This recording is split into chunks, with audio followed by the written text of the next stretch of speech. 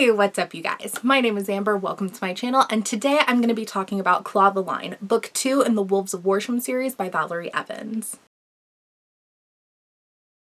As a brief disclaimer, I did want to note that I did receive a digital advance copy of the book from the author in order to review. And if you're not familiar with this series or just want a little bit of refresher, you can go ahead and watch my review for Book 1, Rule of Claw, earlier on my channel. Before we get too far into the review, I did want to mention a few potential trigger warnings that the book does hold, including self-harm and punishment in the form of whipping. So if those are things that are liable to be triggering or incredibly bothersome to you, please have discretion while reading the book or watching the rest of this review. Although if I'm thinking about it, I don't think either of those things are really going to be mentioned so much in my review. So mostly just have discretion while reading the book. Similarly to the last book where it was told in two different perspectives, being Landon and Imogen, this book is also told in two different perspectives, but this time we get to see Riley and Bennett take the stage. The book follows Riley, Landon's younger sister, as she tries to find herself and create her own life despite growing expectations and obligations to the pack. And the book also follows Bennett, the police officer friend of Alexis, Alexis being Riley's best friend, who happens to be new to the town and unaware of the town's wolf population. The two, being Riley and Bennett, meet and figure out their feelings for each other amidst everyone else's protests. Meanwhile, a series of werewolf disappearances are being swept under the rug, as well as their potential connection to the attacks of the last book. So at this point in time, with this second installment in the series, we really get to have a little bit more of an idea of how the rest of the series is going to be laid out and formatted.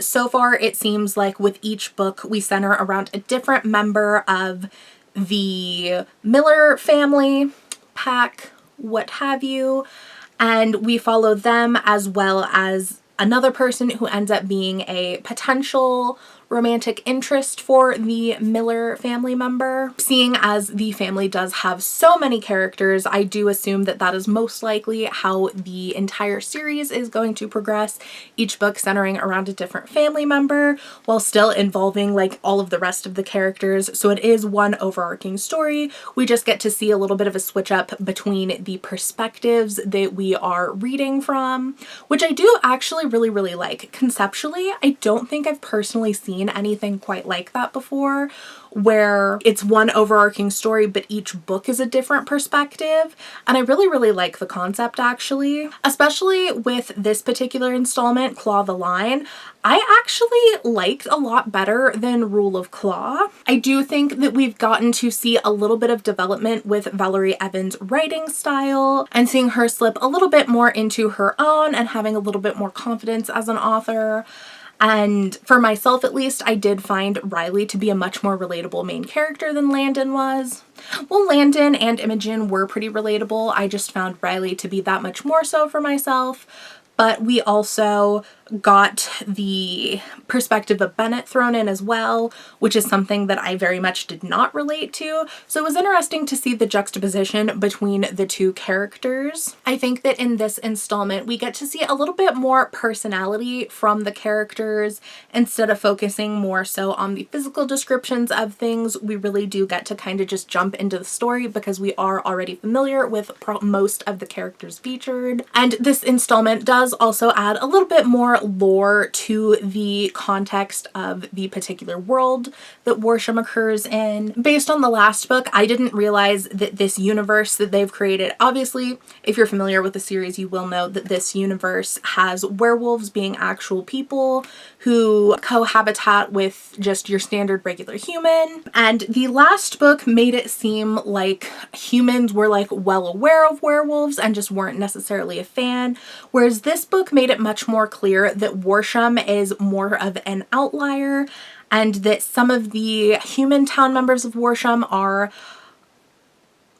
aware of the werewolf population, but not everybody in the town is, and it is more exclusive to this town specifically. It is not something that just humans are aware of all across the board, and it does come as a shock to those who aren't previously aware of it. For example, we have Bennett come into the story, who is a cop that just recently transferred to Worsham from another city, and so he has absolutely no knowledge of werewolves or anything like that, despite being very close friends with some of them and interacting with them on the regular. But, you know, to a human, unless like obviously they see the change and the transformation into a wolf, you're not going to know the difference. Werewolves themselves can tell the difference between like other wolves and humans because of the scent and things like that, but humans are none the wiser. So it was very interesting to get a little bit more of the lore and world building behind Worsham.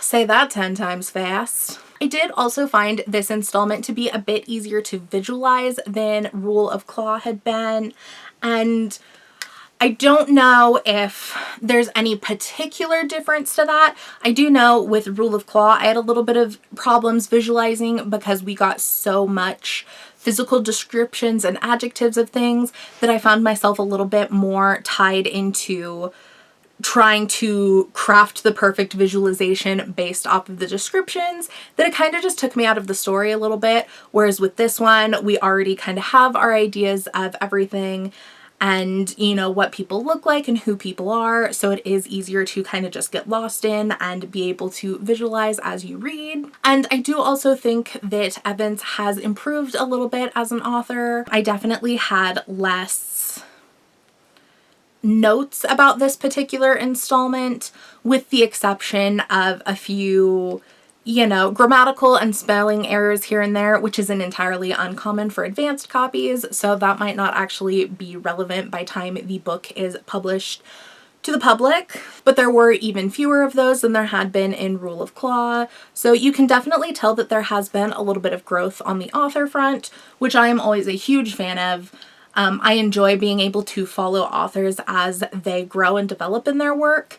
But with some authors, you don't end up noticing so much of a change with them, and it kind of gets a little bit boring after a while. So it is fun to be able to notice some of the changes and growth with more indie authors, in my experience at least. Like I said before, I personally really related a lot to Riley as a character, especially as one of the primary characters of this book. We didn't really get to see so much of her in the last book, and honestly, from what I remember, I don't think I really had much of an opinion of her, and if so, it was kind of just like, she's there. So it was really, really fun to see her personality be able to shine through and have the spotlight with this one. It does definitely help that I happen to be around the same age range that Riley is, and, you know, just certain elements are very relatable, especially when it comes to familial relations and things like that.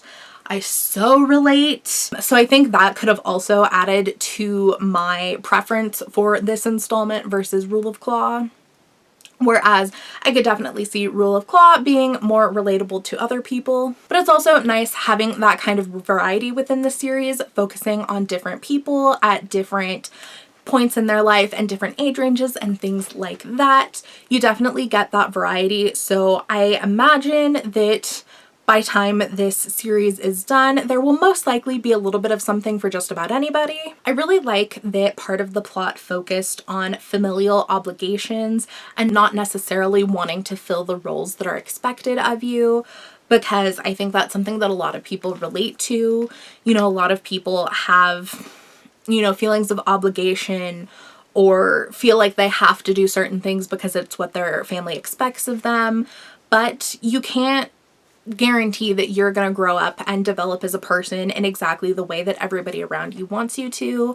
And it's a really difficult experience having to try and navigate and find yourself as a person while so many expectations are being thrust upon you. And it's nice seeing a character who tries to find that balance of not wanting to be a disappointment to their family, but also wanting to have that freedom of being their own individual person. I think is very, very relatable and is exemplified fairly well. You know, we get to see Riley's character moving out for the first time as, you know, one of the babies of the family, and being one of the only girls, so there is a lot of different expectations put upon her within the relations of the wolf pack and what that means to the social hierarchy within her family. And, you know, we get to see all of that pressure and expectation pushed on her while she, you know, makes her steps in like moving out for the first time, starting her business a little bit more officially. You know, she gets her own photography studio, is living on her own for the first time, and is getting all of this independence that she has sought and craved for years. But we also get to see that taken away at certain points due to certain unforeseen circumstances and different issues that are held within the pack. And we also get to see a little bit more of the inner workings of the politics of Worsham because, you know, certain characters do break certain rules and are faced with different punishments and things like that. So we really do get to see the difference between the wolf politics and how they kind of rule and govern themselves versus how things would be handled in the like human world.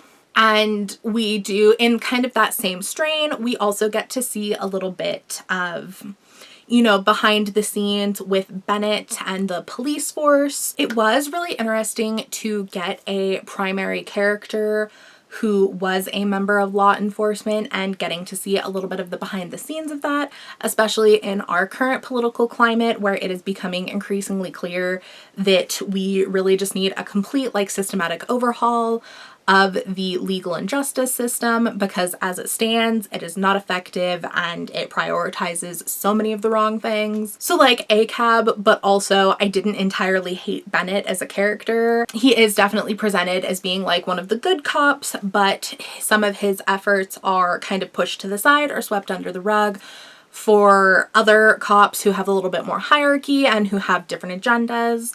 And I do think that that has the potential of developing into some really nice social commentary with the guise of, you know, the werewolf politics thrown in so it isn't, you know, so blatantly social commentary. But whether or not that's the direction that Evans is going to go with it is unclear at this point. I do think we got to see a little bit of a taste of that because within the station that is featured in Worsham, you know, we have Bennett coming in as this newbie and who has no idea of the werewolf population within Worsham, whereas some of the other higher up members of the squad are actually wolves themselves, so they definitely take over certain things and sweep things under the rug because it has to do with the werewolf politics. And pretty much the policy of Worsham is pack business is pack business and has nothing to do with the humans, and so you keep things separate. And like I said, I do think that that has the potential to lean a lot into different kinds of social commentary on a more subtle level if that is the direction we choose to go with it. I personally would really like to see the series take that direction, but don't know if that's on the agenda of the author or not. But overall, I did particularly enjoy this book. Like I said, I did think it was a stronger contender than Rule of Claw was. So I am very excited to see where the series goes from here. And I do hope that we are able to keep the same momentum with improvement within each installment. But time will tell. If you have any interest in checking out the series for yourself, I will link the Wolves of Worsham books and Valerie Evans down below. But anyways, thank you guys so much for watching. I had a blast hanging out with y'all. Peace.